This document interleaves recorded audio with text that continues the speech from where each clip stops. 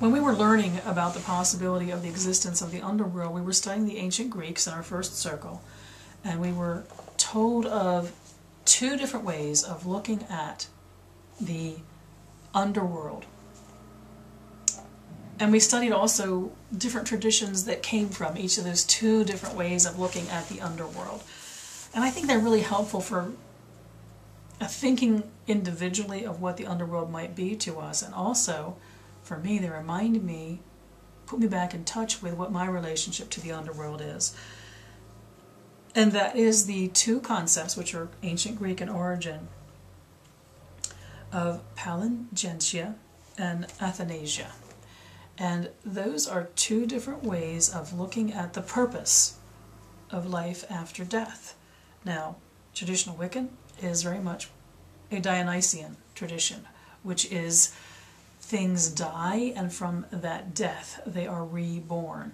It's the wheel of our year. It is the mythology of our gods. It is the cycle of life as seen through the eyes of a traditional Wiccan and through the eyes of so many experiences of humanity over our history that have seen death as rebirth, in the sense that the aim, the goal of dying, is to be transformed and to return in some sense.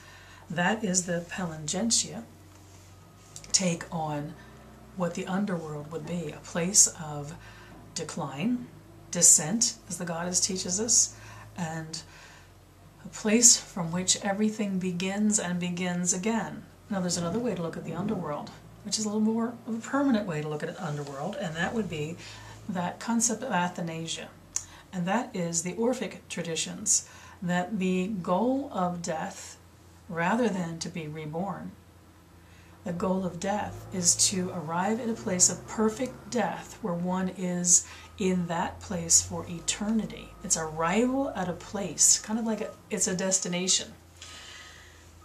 It's kind of a deathlessness. It is a goal in life to reach a level of immortality.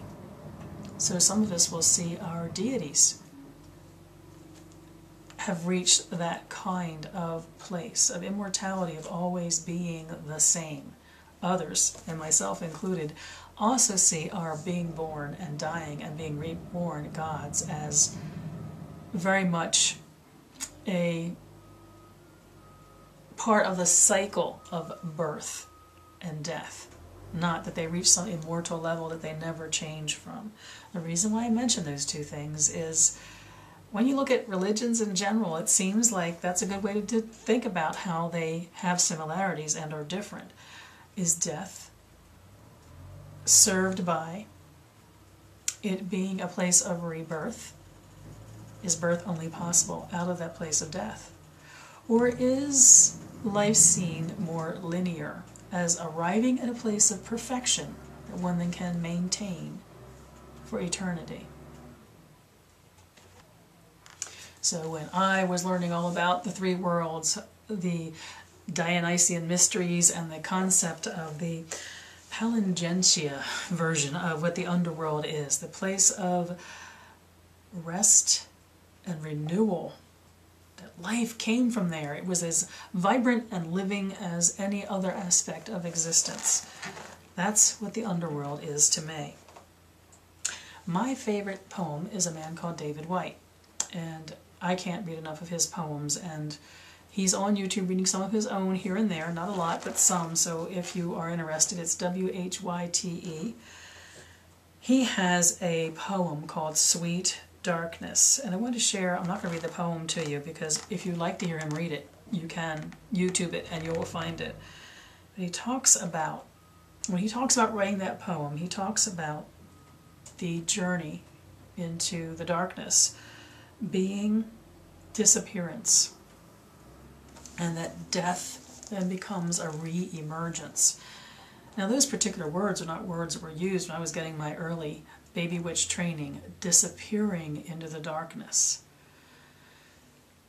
That seems so much kinder and kind of a quiet exhale way of experiencing the concepts of the descent, which is a more violent and dramatic way of getting there, this disappearing into the darkness.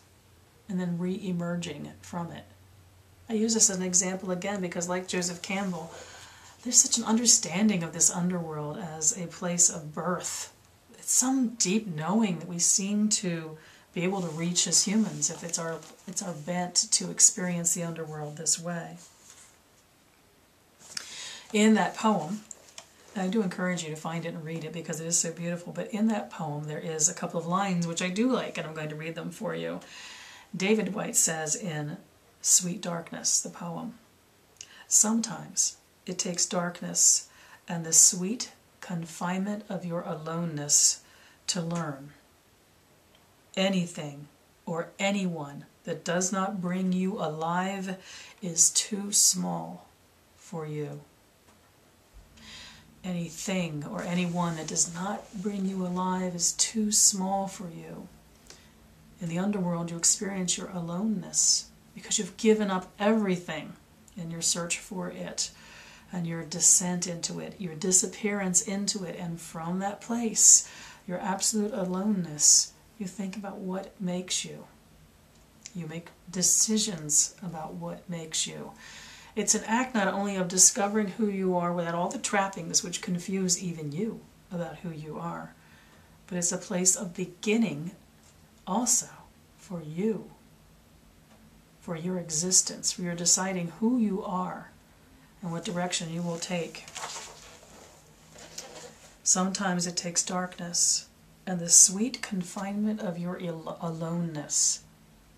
So there's another thing I would use to describe the underworld, the sweet confinement of our aloneness.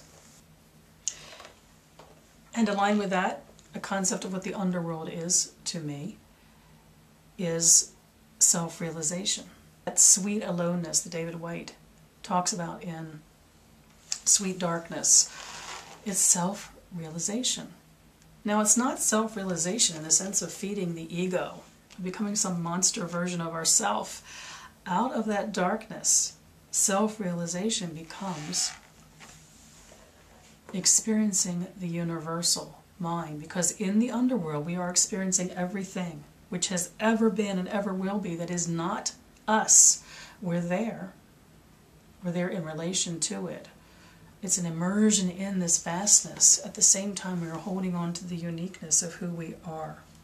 A couple other things I want to mention about the underworld is when we cast our circles, we are employing that Celtic philosophy of the three worlds, the underworld, the physical world, and the other world. We put our circle at the same time between all three of those worlds, and also one with every one of them. Our circle, being within the construct of our circle, reminds us that at any given time we are joined with all of those forces, the forces of death and creation and recreation, total flourishment, total manifestation, total becoming, and then a return again to the place of beginning.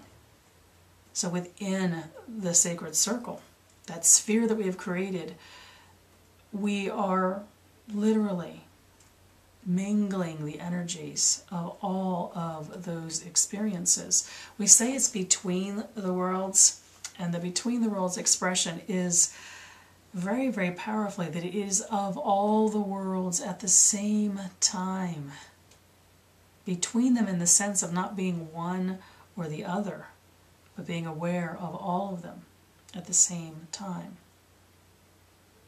Circle casting is very, very much being in tune with the underworld, the elements of the physical world, and what is mirrored onward into the other world. It's also where my understanding of the threefold law comes from. I know I've done videos on that before. I don't believe in the law of karmic return in any way when it comes to the threefold law or the law of return. Rather, I see it as everything we do, because all of these three worlds are existing at one and the same time, impacts all of the levels of existence, the underworld and the physical world, and the world that is beyond. So there is, I hope, a little bit of an explanation of what that underworld is for me. The question one might ask is, do I think of it as an actual place? Indeed, I do. It is as real to me as the physical world is. It is as real to me as the other world is, the energetic astral world. All of those worlds are truly real to me. They all exist. They all exist at the exact same time and in the exact same place. And it's the powerful experience in the underworld of the place of beginning, the beauty of death, the beauty of darkness. Awesome, amazing place to travel.